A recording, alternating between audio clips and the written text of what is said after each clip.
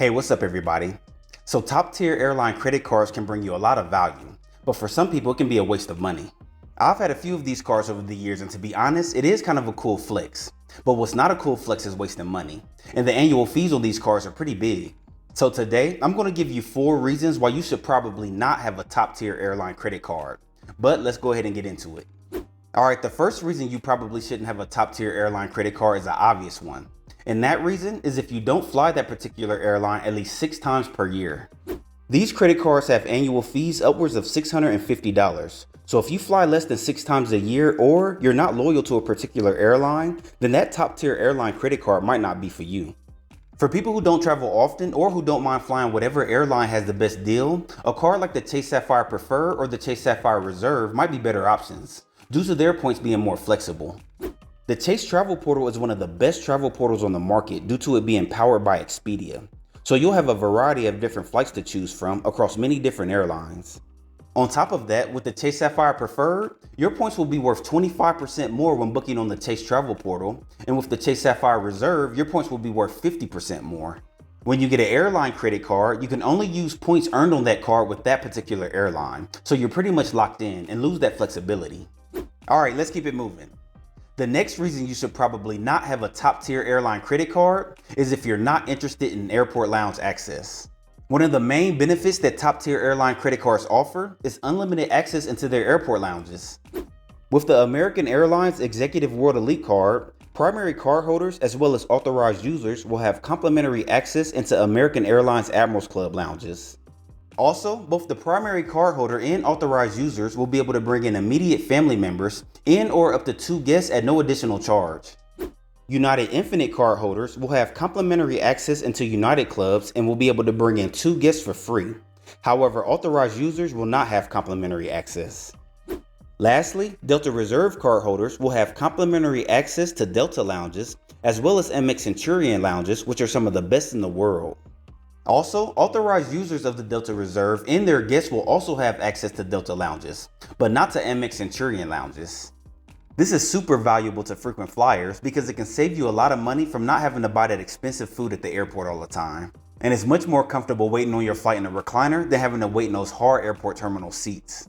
Now, if you don't fly often, this might not be a big deal for you. And if that's the case, then a lower tier airline credit card will probably be a better option for you if you're dead set on getting the airline credit card. Alright, the next reason you should probably not have a top tier airline credit card is if you're a solo traveler or you're not traveling on business. So the first one is easy. If you're traveling on business and the company is reimbursing you for your flights, then a top tier airline credit card might be a no-brainer because you'd be racking up points and earning airline status on the company's dime. But if you're a solo traveler, then you might want to think twice. These top tier airline credit cards have big annual fees, ranging from $450 to $550, which can be a lot. And you want to make sure you're going to get your money's worth, and that can be difficult for some solo travelers.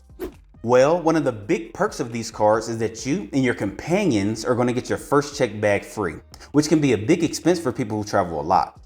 Let's use the American Airlines Executive World Elite Mastercard for a quick example, which by the way, allows you and up to 8 companions to get their first check bag free. But in this example, let's just say you and your significant other travel 6 times a year. Well, first, to check a bag with American, that will cost you $30 per person or $60 each trip. If the 2 of you are traveling 6 times a year, that's a total of $360 in savings.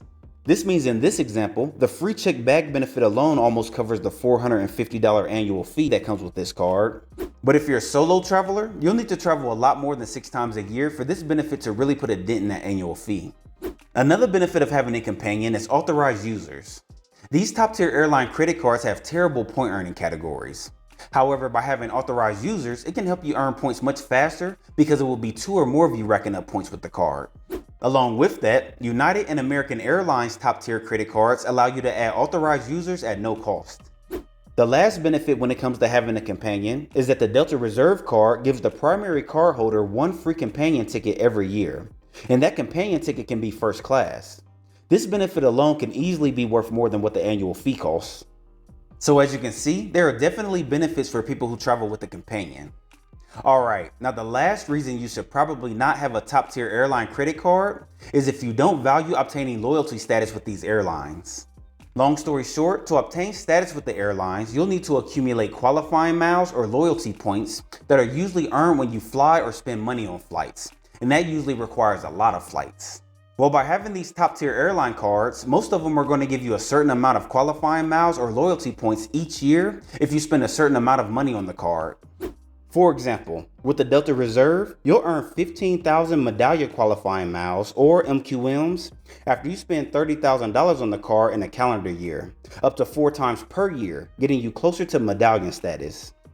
With the American Airlines Executive World Elite, you'll earn 10,000 additional loyalty points after you spend $40,000 in purchases during a qualifying status year. Now, medallion miles and loyalty points aren't the miles and points you earn that go towards paying for flights. These go towards status with the airlines. So if status is something you're not interested in, then this benefit isn't a benefit at all to you. But there you have it. These are some great cards for some, but not to the majority of people out there. Mid-tier or lower tier airline credit cards are probably going to be a better route for the average traveler. Now, don't get it twisted. There are many other benefits that I didn't go over in this video because today I only wanted to focus on reasons why some people should not have a top tier airline credit card. If you're interested in checking out my full reviews on these cards, I'll leave some links for you. But tell me, do you have any of these cards? If so, let me know what benefits provide the most value to you. I'll see you in the next video. Have a good one.